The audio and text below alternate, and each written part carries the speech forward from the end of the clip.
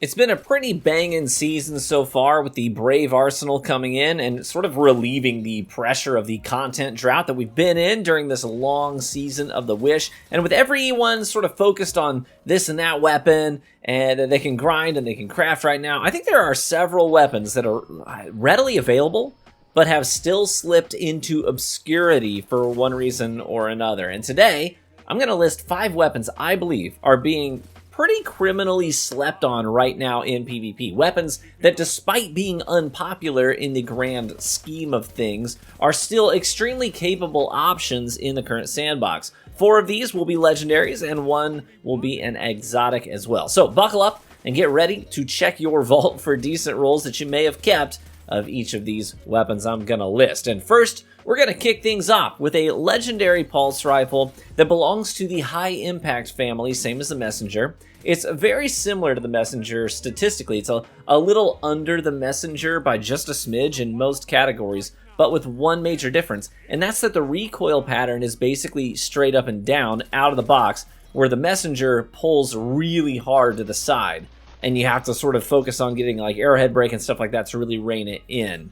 So I'm talking about the Psi Hermetic. It's the World Drop Stasis Pulse Rifle. And since it's stasis, that also means it can receive the benefits of harmonic mods on your armor for cheap, unlike the messenger, which requires the costly kinetic mods to apply things like extra reload speed, targeting mods, and more. But because of the extremely easy recoil pattern on this pulse rifle, you're going to get a lot of mileage out of just straight up dueling rolls like the one in the background gameplay here, which has both moving target and head seeker for those very consistent 2-burst kills like the ones you're seeing here. Quite frankly, I don't know why more people aren't taking advantage of this pulse in PvP, considering how it can hang pound for pound with some of the most dangerous primaries out there right now. Today I took it up against messengers, blast furnaces, LC's rifles, and more, and I never felt like I was at a disadvantage. In fact, I felt very competent and confident using this weapon. Second on the list of weapons today is the Nox Perennial. Yeah, this is a strand fusion rifle that has some seriously impressive range and a super tight cluster of projectiles. In many ways, it's comparable to the Air Till from back in the day, since it's the same archetype of fusion, but it has access to many perks that Air Till didn't because they didn't exist back then. So for example, mine has Fragile Focus, so it has a 20 range bonus just for free whenever your shields are intact. It also has Kickstart, or even Elemental Capacitor, which goes very hard if you're on Void. Also consider that it has Wildcard, an origin trait, which many of the best fusions of its type don't have origin traits. They came out before origin traits were a thing.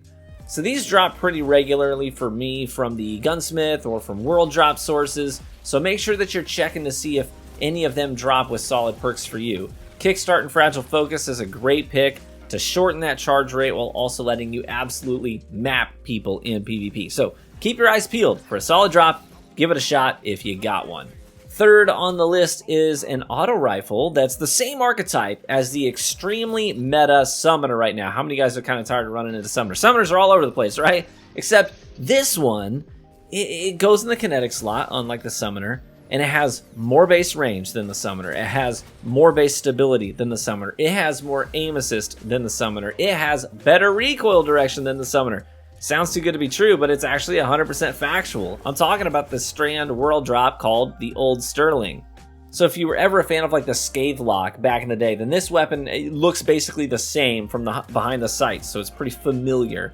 It also has some really cool perk combinations too, like Rewind Rounds and Focused Fury, so you can get more mileage out of that damage buff. It also has Slide Shot with Adagio, which works great as well for that 25 stability and 20 handling buff for 3 seconds when you slide into an engagement, which is pretty wild. It also has Field Tested, so the weapon will just consistently push its own stats further and further and further and further with every kill that you get. That makes it a really fun weapon for going on kill streaks due to its high ceiling. Range, stability, handling, and reload speeds will all increase as you're just out there dishing out damage and getting kills. It's a solid origin trait and should not be slept on. If you've got a decent roll on one of these, hey, take it for a spin. You most likely will not regret it. Also, it synergizes with strand builds and fragments, like being able to spawn threadlings on kill as well. So it's a seriously good weapon. Fourth on the list is a pulse rifle of the Stasis variety and a member of the ostracized lightweight family. I'm talking, of course, about the Stay Frosty, the Dawning exclusive pulse rifle that has the benefit of having the Amalon Fluid Dynamics origin trait, which is a massive boon to any pulse rifle. A lot of folks are using the Outbreak Perfected right now, but the Stay Frosty, it's got a whopping 12 more stability at base, on top of the 20 stability buff it's just going to get for free just for being on the top half of your magazine during any duel, giving it basically 72 base stability, which is nuts. I mean, so obviously it can get better then with barrels and mags and masterworks too. It also has 22 more base handling than the Outbreak, which is a whole heck of a lot, while also having 5 more aim assist and a deeper zoom on the optics as well. So beyond the base stats though, the Stay Frosty also has access to amazing kill chaining perks like Encore and Kill Clip, which gives you 2 burst kills in half a second, while also continuing to push the stability and range out further and further with each final blow. It's nuts. The Stay Frosty has such high potential for a ruthless kill chaining weapon in both 6s and in 3s. So if you haven't revisited it in a while, check it out again. I highly recommend it. And finally, the fifth and last weapon on my list today is an exotic that's been around since the beginning of Destiny 2. In fact, it was likely for many of you your first ever exotic in the game, as it was an optional reward early in the original Destiny 2 Red War campaign.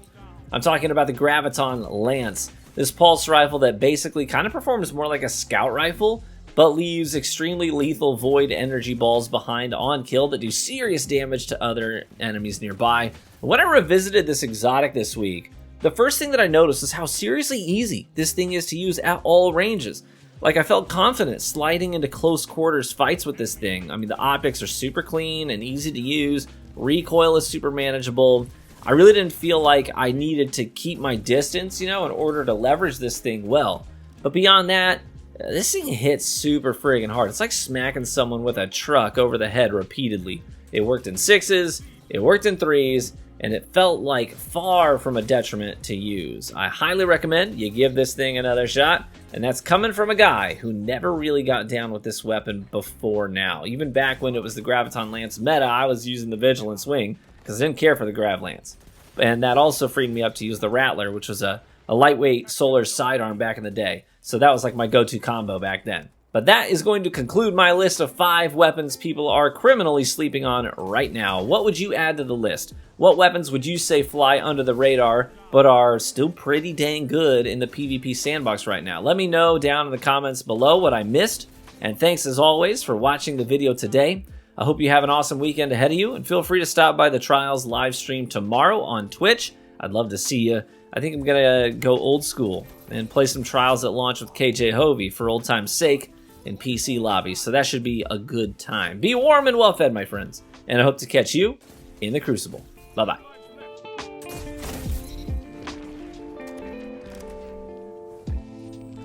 30 seconds.